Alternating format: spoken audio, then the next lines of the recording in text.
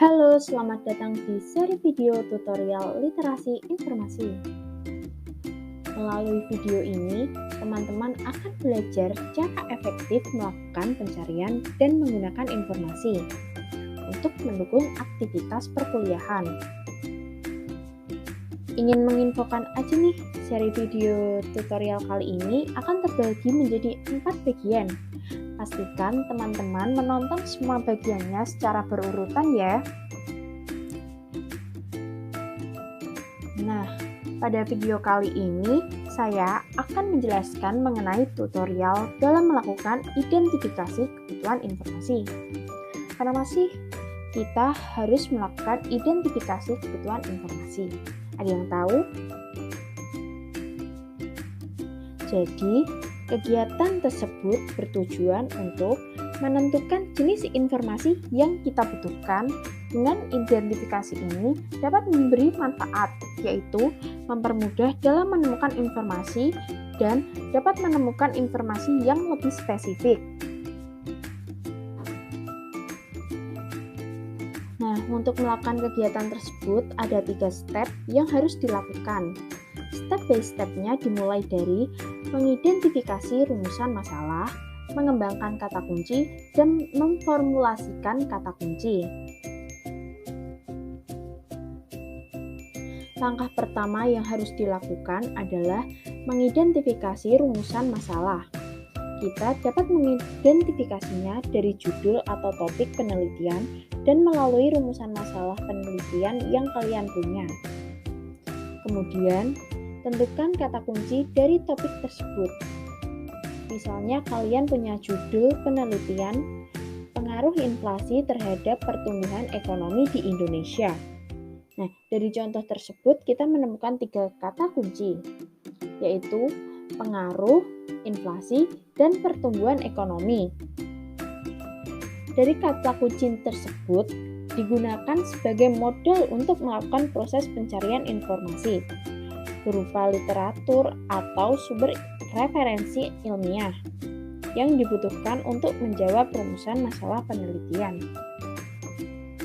Akan tetapi, apabila hanya terbatas penggunaan 3 kata kunci utama, maka sumber informasi yang muncul menghasilkan temuan yang kurang spesifik.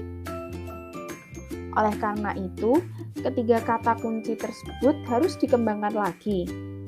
Nah, gimana sih cara mengembangkan kata kunci tersebut? Kita lanjut ke step 2 ya. Setelah menemukan dan mengembangkan frase lain dari kata kunci utama yang teman-teman punya, langkah terakhir dalam proses identifikasi kebutuhan informasi adalah menyusun konsep kata kunci. Penyusunan konsep kata kunci ini digunakan untuk mempermudah dalam menemukan sumber informasi yang spesifik, sehingga teman-teman dapat memperoleh informasi yang sesuai dengan apa yang teman-teman butuhkan. Nah, untuk mempermudah mengorganisasi kata kunci yang telah dikembangkan, teman-teman bisa membuat tabel. Nah, ini adalah contoh tabel query yang telah kelompok kami buat. Pada layar ini, tabel tersebut menunjukkan bahwa teman-teman bisa menggunakan beberapa alternatif formulasi kata kunci untuk mencari sumber informasi yang teman-teman butuhkan. Misalnya, pada alternatif pertama, teman-teman dapat memasukkan kata kunci impact, inflation, dan economic growth.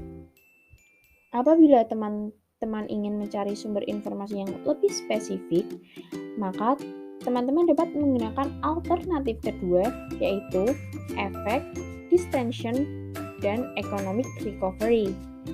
Atau teman-teman bisa melakukan kombinasi dengan cara menyilangkan masing-masing kata kunci hingga teman-teman menemukan sumber literatur yang teman-teman inginkan.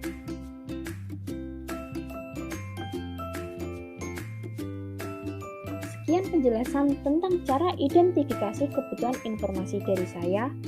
Perlu diingat bahwa ini merupakan tahapan awal dari serangkaian aktivitas pencarian dan penggunaan informasi.